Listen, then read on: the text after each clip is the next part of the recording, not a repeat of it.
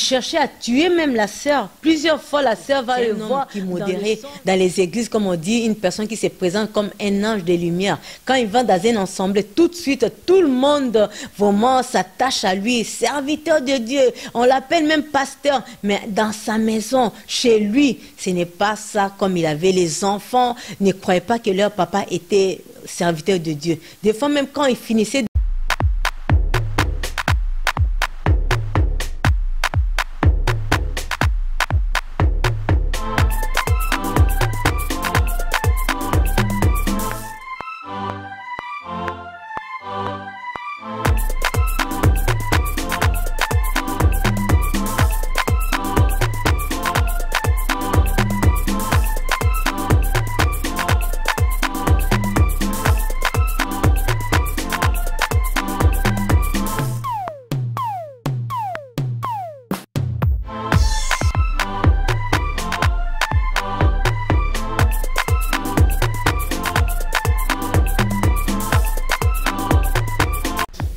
Good afternoon, bon dia, boni.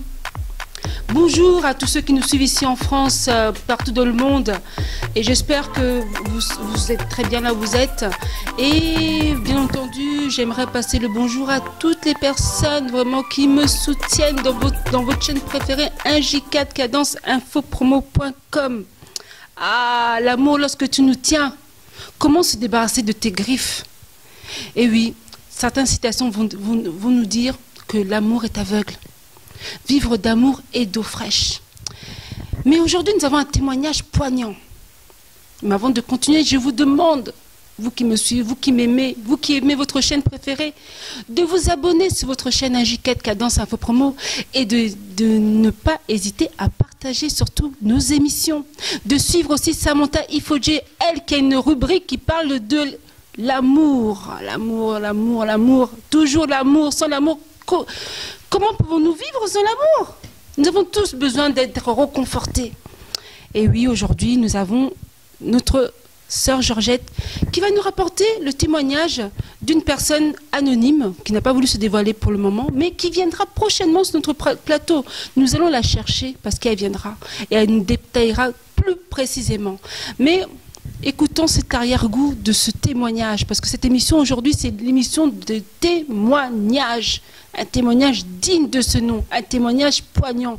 Restez branchés sur notre chaîne. Nous sommes là pour vous. Et oui, bonjour ma soeur Georgette.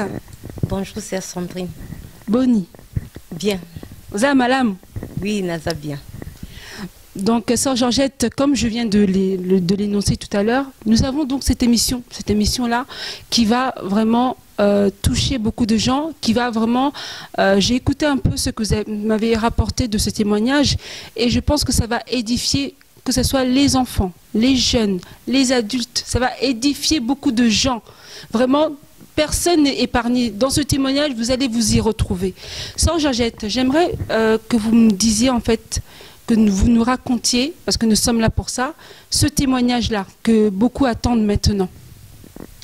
Je vous salue tous, mes bien-aimés, vous qui nous suivez sur YouTube, vous qui nous suivez sur 1J4 Info Cadence de notre frère Bati Libondance, ainsi que ma sœur Sandrine. Soyez le bienvenu aujourd'hui parmi nous.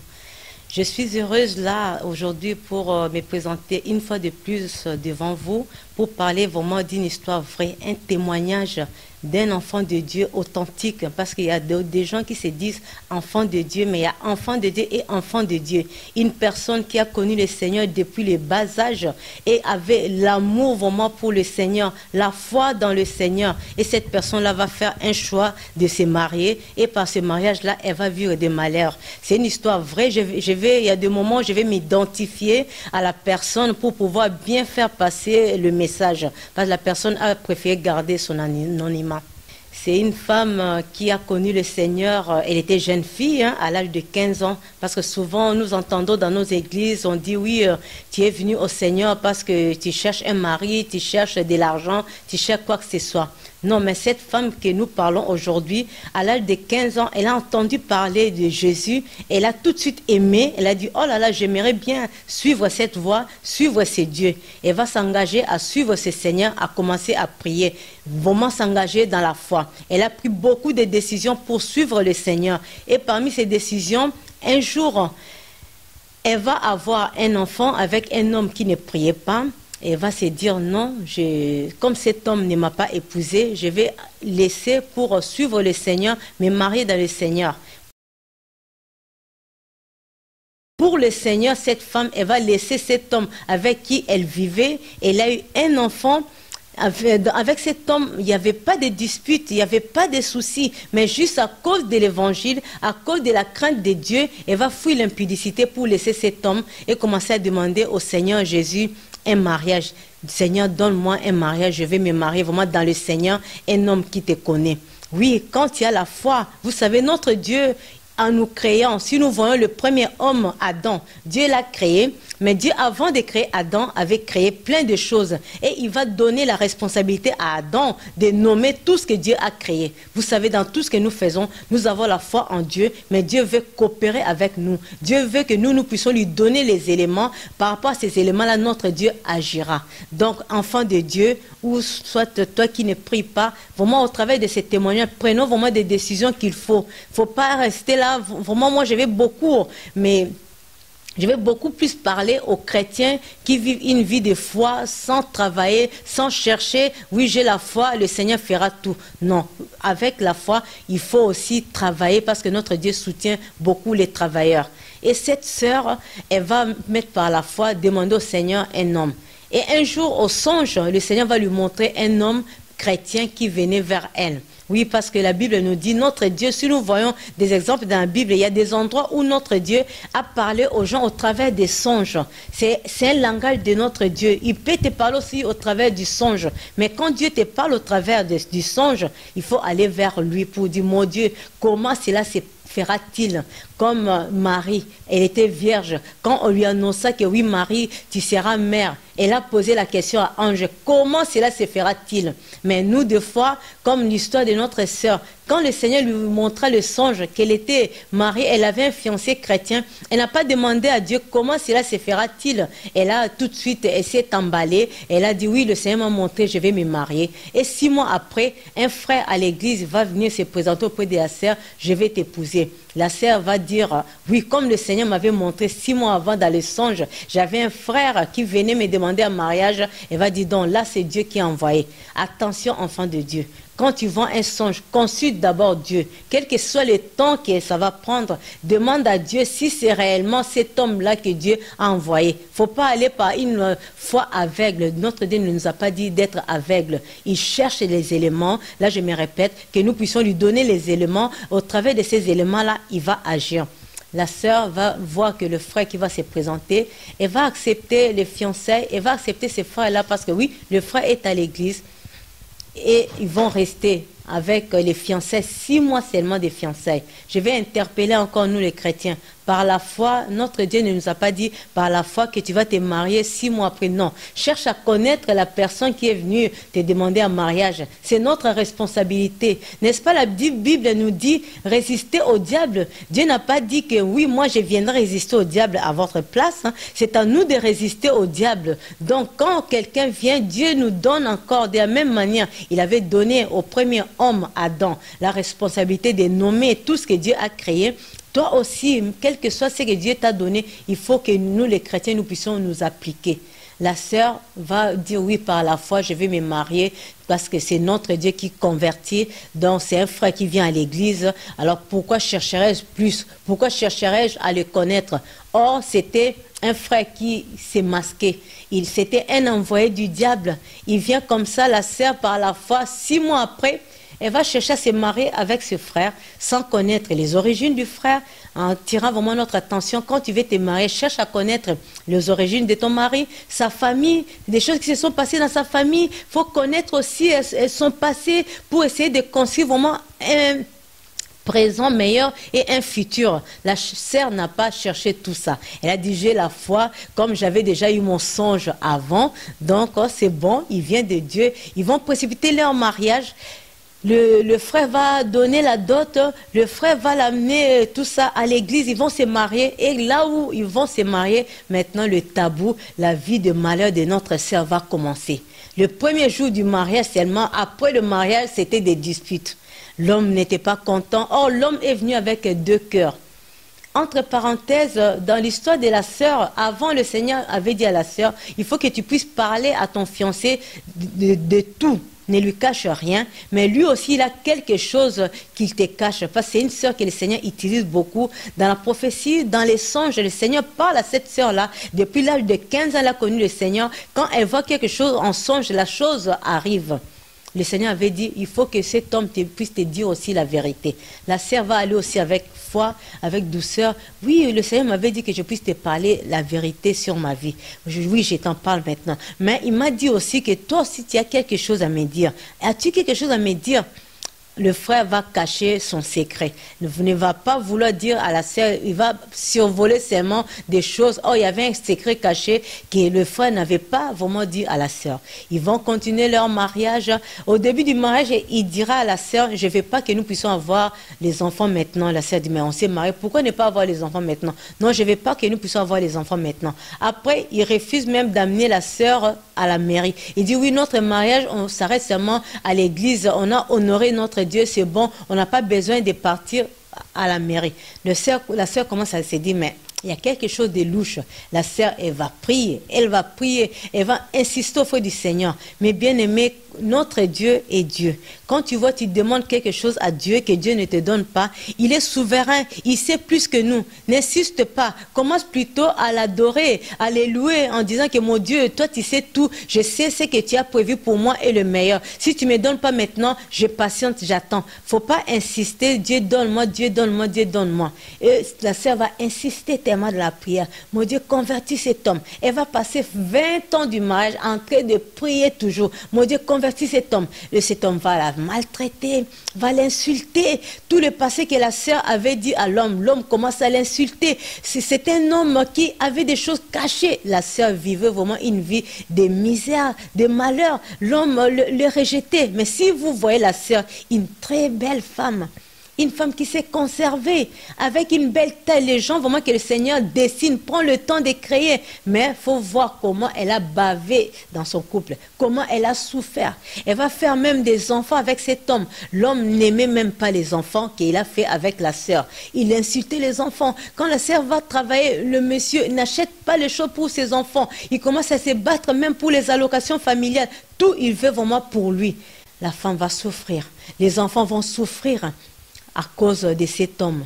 Mais après la sœur, comme elle est enfant de Dieu, Dieu commence à l'interpeller pour dire oui, comme cet homme a refusé de dire la vérité, la sœur étant enfant de Dieu, nous voyons toujours, elle commence à voir non, cet homme n'est pas de Dieu. Parce que tout ce qu'il fait n'est pas du tout de Dieu. C'est un homme qui modéré dans les églises, comme on dit, une personne qui se présente comme un ange de lumière. Quand il va dans un ensemble, tout de suite, tout le monde vraiment s'attache à lui, serviteur de Dieu.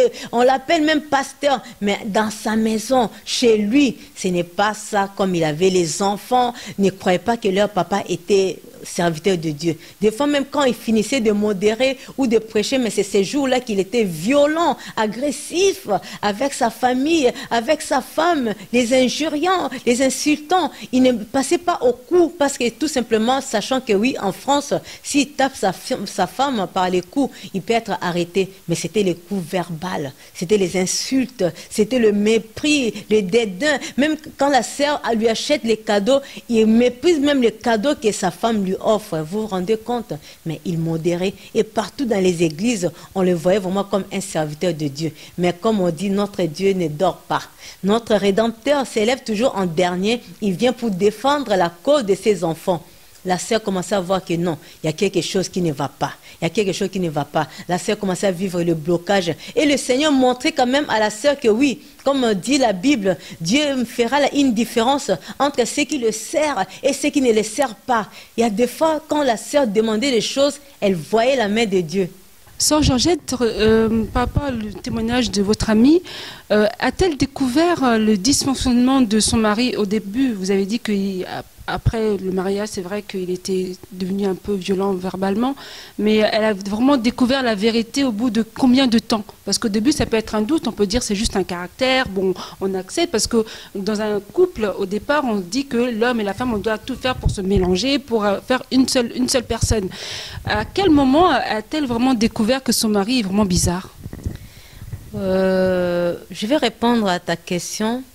Notre Dieu parle tantôt d'une manière, tantôt d'une autre. Et comme c'était vraiment, comme j'ai dit, un enfant de Dieu authentique, notre Dieu parle tout par les signaux. Je vais interpeller vraiment les enfants de Dieu, soyons attentifs. Dès le début, la sœur voyait déjà, mais comme elle vivait par la foi, elle dit, mon Dieu changera cet homme. Mon Dieu changera cet homme. Donc, elle a persévéré dans la foi. Donc, je vais ouvrir même une parenthèse. Tout ce que nous faisons pour Dieu n'est pas perdu. La sœur, elle a persévéré dans la foi pour rester avec cet homme. Elle a dit, non, je me suis mariée dans le Seigneur, je ne vais pas divorcer, mon Dieu le changera. Elle a essayé de continuer, elle a essayé de tenir. Dès le début du mariage, elle avait déjà vu les signaux, mais elle a mis sa foi en Dieu, mais Dieu ne l'a pas abandonné, Dieu ne l'a pas déçu. Elle a mis l'enfant à Dieu, elle a dit oui, Dieu changera cet homme. Sœur Georgette, ce que cette sœur a pu faire au début du mariage, c'est un courant qui passe vraiment beaucoup chez les chrétiens, on peut dire les chrétiens naïfs, parce que quand on est à l'église, on se dit que bon, tout le monde vient à l'église, on est amené à être changé, nous sommes tous des frères et sœurs, donc si tel me demande en mariage, pourquoi pas? Pourquoi pas? Donc, quel conseil pouvez-vous donner par rapport, comme vous êtes servante de Dieu, déjà, vous avez déjà de l'espérance spirituellement, quel conseil pouvez-vous donner à ceux qui sont dans les églises et qui cherchent à se marier? Oui, c'est le conseil que je vais vraiment demander aux enfants de Dieu. Le mariage vient de Dieu, mais nous sommes là les acteurs. Donc notre Dieu cherche que nous puissions avoir un élément à lui donner pour notre réussite. Ne partons plus dans l'aveuglement pour dire que c'est Dieu qui fera toutes choses. Non, cherche à connaître cet homme.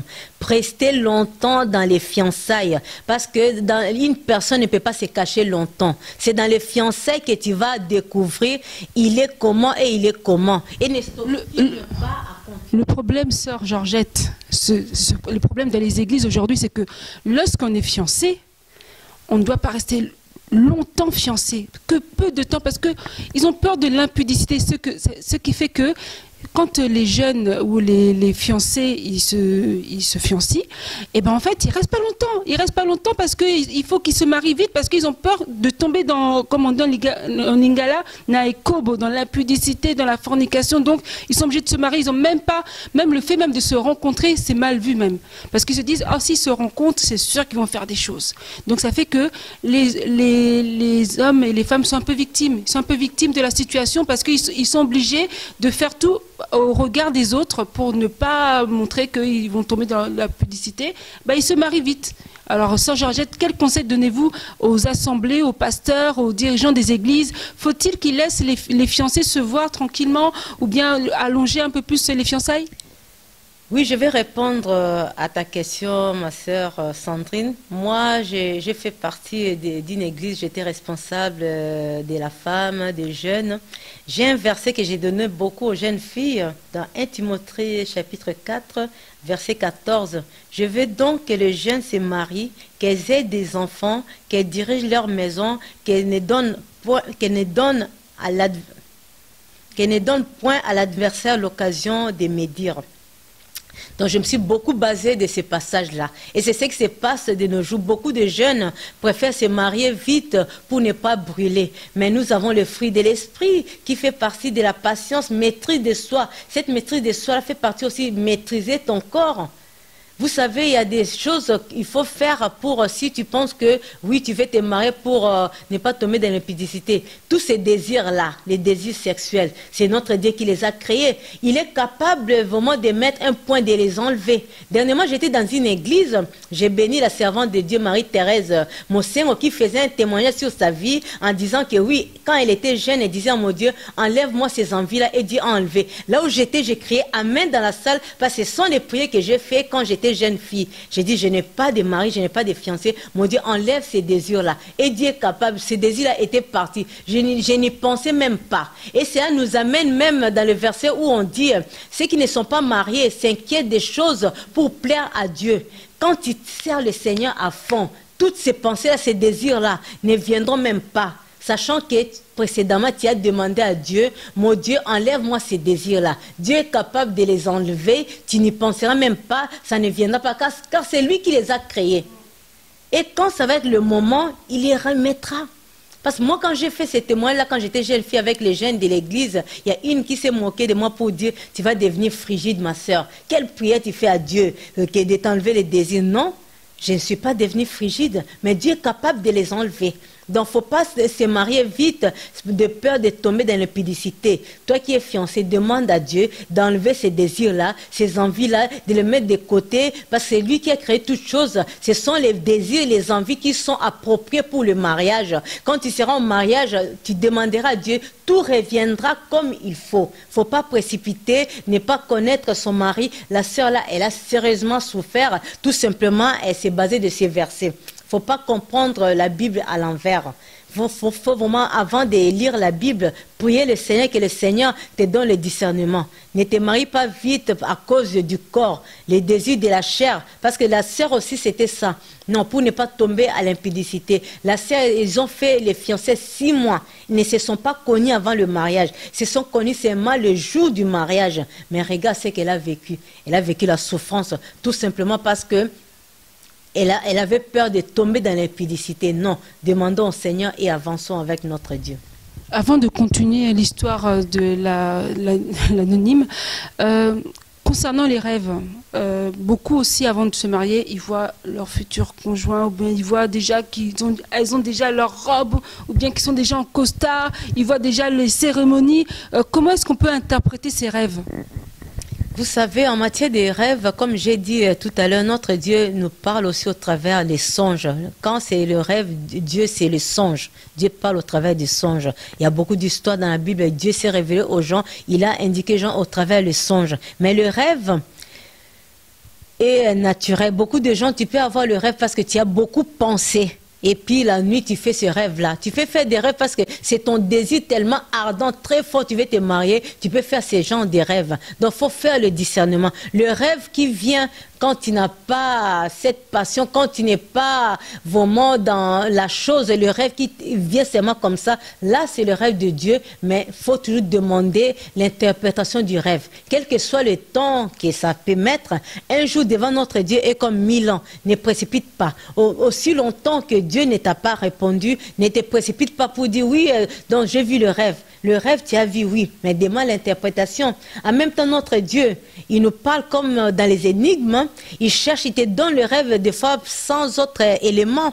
Il veut que toi, tu puisses aller les chercher par la prière, par le jeûne, pour le questionner. C'est une façon d'être humble devant notre Dieu quand nous allons les chercher. Mon Dieu, j'ai vu ces songes, mais qu'est-ce que tu veux me dire par là? J'ai vu un homme, j'ai vu que j'étais en costard ou en robe de mariée. Mais qu'est-ce que tu veux me dire par là? Notre Dieu répond. De la même manière, il écoute les prières, parce que s'il nous a demandé de prier sans cesse, parce qu'il écoute les prières sans cesse, il est en écoute sans cesse. Il veut aussi que nous puissions lui adresser nos prières sans cesse. N'attends pas seulement quand il sera à côté de ton lit à genoux. Non. Quand tu es dans le train, dans le métro, dans ta voiture, en train de cuisiner, en train de laver ton enfant, tu peux dire un petit mot à ton Dieu. Tu peux prier ton Dieu. Tu peux lui demander. Mon Dieu, c'est que j'ai vu la nuit. Parce que beaucoup de gens ne prient pas assez. La vie de prière baisse tout simplement parce que nous attendons le soir à côté du lit. Et quand tu arrives à côté du lit, tu es déjà paumé, fatigué. Ton lit déjà te réclame. Ton corps aussi réclame le lit. Entre vous, bon, je monte, je dors. C'est pourquoi prier sans cesse toute la journée. Quel que soit là où tu es, tu peux prier dans le cœur, dans les pensées. Moi, il m'est arrivé de prier comme ça dans mon cœur et nous conversions avec Dieu. C'était vraiment un échange. J'ai dit et puis il me communique des choses que je ne connaissais pas. J'étais là dans l'étonnement. Parce que ce qui vient de Dieu, c'est toujours étonnant. J'ai dit, ah bon, mon Dieu, c'était ça. Tu sens vraiment nous conversions, mais j'étais dans un lieu de travail. Mais c'était dans mon cœur. J'ai parlé avec mon Dieu, avec mon Créateur. Je vous en prie, ma sœur Georgette, de pouvoir poursuivre ce témoignage. Et je vais continuer les témoignages. Et cette sœur, dans cette souffrance, comme la Bible dit, tout ce que nous faisons pour le Seigneur n'est pas perdu. Notre Dieu ne dort pas, ne sommeille pas. Un beau jour, la sœur vivait vraiment le blocage. Elle a l'appel de Dieu, c'est une servante de Dieu. Mais cette situation du couple faisait qu'elle avait du mal à servir le Seigneur. Tellement partout, on le voyait en couple. Elle avait peur de divorcer. Du coup, beaucoup d'hommes de Dieu commençaient même à mépriser la sœur, tout simplement. Oui, tu n'arrives pas à gérer ton mariage, comment tu vas servir le Seigneur? Du coup, son ministère vraiment prenait un coup, avait du mal à servir le Seigneur juste à cause des problèmes là de son couple. Et un beau jour, le Seigneur ne dort pas. Dieu va permettre que cette sœur puisse rencontrer une jeune sœur qu'elle avait connue dans le passé. Quand elle encadrait les jeunes sœurs, cette sœur va lui dire, oui, j'aimerais bien que tu puisses venir passer dans mon émission pour témoigner un peu ton parcours et parler aux sœurs, aux jeunes filles. Et c'est par là, elles vont prendre le rendez-vous. La sœur va venir avec son mari. Et ces jours-là, avant que l'émission s'efface, le Seigneur va glorifier son nom. Et le mari de la sœur, or le mari qui faisait souffrir cette sœur, était dans la sorcellerie. Ces jours-là, la puissance de Dieu, notre Dieu ne dort pas, va frapper cet homme. Cet homme lui-même va passer aux aveux. Dans la chose qu'il avait cachée des années, pendant 20 ans. Il va dire, oui, moi j'ai mangé les gens, moi j'ai fait ceci, moi j'ai fait cela. Lui-même, on ne l'a pas imposé les mains, on ne l'a pas obligé, on ne l'a pas intimidé. L'homme commençait à passer aux aveux comme ça et la sœur va vivre sa délivrance. L'homme vraiment va tout dire, tout ce qu'il cachait, il va les sortir. Donc maintenant, l'histoire continue. La sœur, elle est même à l'instance de divorce avec cet homme. Parce que la Bible nous dit, si tu t'es marié avec un non converti et tu veux te séparer avec lui, tu peux. Là, tu t'es marié avec un homme qui n'était pas chrétien, qui était dans la sorcellerie. Il cherchait, parce que j'ai évité les détails, il cherchait à tuer même la sœur. Plusieurs fois, la sœur va le voir dans le songe en train de chercher à l'étouffer, à l'étrangler, à voler le cerveau de la sœur. Donc là, c'est vraiment un non converti. C'est pourquoi aujourd'hui, nous voyons les pasteurs divorcés, les chrétiens divorcés, ne les jugeons pas. Parce que la Bible dit, si tu t'es marié avec un non converti et tu trouves, tu veux te séparer avec lui, tu peux le faire. Si tu t'es marié avec un homme sorcier, une femme sorcière qui cherche à te nuire, c'est ton ennemi. Toi, tu es en Christ. Le Seigneur te dévoilera. Là, tu n'es pas du tout condamné. La Bible t'autorise. Ton Dieu est avec toi pour divorcer. Soyez bénis, peuple de Dieu. Merci, sœur Georgette, pour ce témoignage et je pense que vous êtes reconnus, peut-être ceux qui cherchent à se marier, vous les jeunes qui avez des désirs charnels vers vos copains, copines, c'est pas encore le moment, demandez, priez le Seigneur, il va vous aider à ne plus avoir ces désirs afin de ne pas pécher contre lui. Et vous qui cherchez à vous marier, vraiment, cherchez vraiment la voix du Seigneur. Écoutez et puis cherchez à connaître d'où vient l'homme, d'où vient la femme, l'historique, la biographie même de l'homme ou de la femme que vous souhaitez épouser. Ne soyons pas pressés, chaque chose en son temps. Vraiment, je remercie toute l'équipe là-bas à Kinshasa, Samantha Ifoje, Junior Cambo, ainsi que maman Judith qui est en Allemagne. Et bien entendu, Alain Moué, Mireille Moué, pasteur Daclo, pasteur Étienne, pasteur Dieu Baoula, pasteur prophète Disa, prophète Rollin, maman Clotilde. Ah, merci encore ma soeur Georgette pour ce témoignage poignant. Vraiment, j'ai été ravie vraiment que tu puisses donner ce témoignage et nous souhaiterons vraiment que cette sœur puisse venir afin qu'elle puisse donner ce témoignage avec les détails, parce qu'aujourd'hui nous avons besoin de détails, parce que la vie de couple c'est une vie de détails, de secondes. Si on n'est pas vraiment averti, il peut y avoir des catastrophes. C'est vrai que sœur Georgette, elle a dit une chose: si on se marie avec un non converti, on est libre de se séparer. Et aujourd'hui, on n'entend pas ça dans les églises. On dit toujours, quand vous êtes marié, vous n'avez pas le droit de divorcer. C'est ce qu'on dit dans les églises et on nous induit dans l'erreur. C'est pour ça, restez branchés sur votre Bible. Restez branchés sur votre Bible. c'est votre Bible qui est la parole. Un homme peut parler, mais c'est la Bible qui confirme si c'est vrai ou c'est faux. Lorsqu'on vous prêche à l'église, retournez à la Bible pour voir si c'est vrai ou si c'est faux. Voilà, vraiment, j'étais ravie de vous accueillir et vraiment à très bientôt, vraiment sur votre chaîne préférée. Merci Patty Libondas pour l'opportunité que tu donnes aux serviteurs et aux servantes de pouvoir se présenter, de venir sur cette chaîne pour dire la vérité, parler de la parole de Dieu, de faire des émissions sociales. Et vraiment, bientôt, nous aurons notre chroniqueuse, présentatrice qui est en Allemagne pour présenter encore d'autres émissions pour la gloire du Seigneur. Et bien entendu, je dis bonjour encore à Luce, qui est notre chroniqueuse, qui va parler des activités, du sujet juridique pour toutes les femmes, les hommes qui sont bernés par la justice française ou africaine ou quoi. Elle est là vraiment pour vous donner des conseils bien précis pour vous défendre en fait. Donc très bientôt, nous allons la voir sur 1J4 Cadence Info Promo. Restez branchés, Sœur Georgette. Avez-vous des remerciements à faire? Je remercie le Seigneur Jésus qui nous a permis aujourd'hui d'être là sur cette chaîne. Sans oublier l'homme de Dieu, vraiment c'est le serviteur de Dieu. Moi je crois beaucoup en lui, Patty Libondas, qui est vraiment dans la crainte de Dieu, qui a eu l'inspiration du Seigneur pour faire cette chaîne, qui veut que nous puissions faire les témoignages, sans oublier toi-même sa moitié qui est là, qui les soutient, qui partage la vision. Vraiment soyez tous bénis. Voilà, notre chaîne court à sa fin et donc je vous dis encore très bientôt. Et n'hésitez pas à vous abonner sur notre chaîne 1J4 Cadence Info Promo et de partager ces émissions. C'est pour la gloire du Seigneur. À très bientôt. Merci.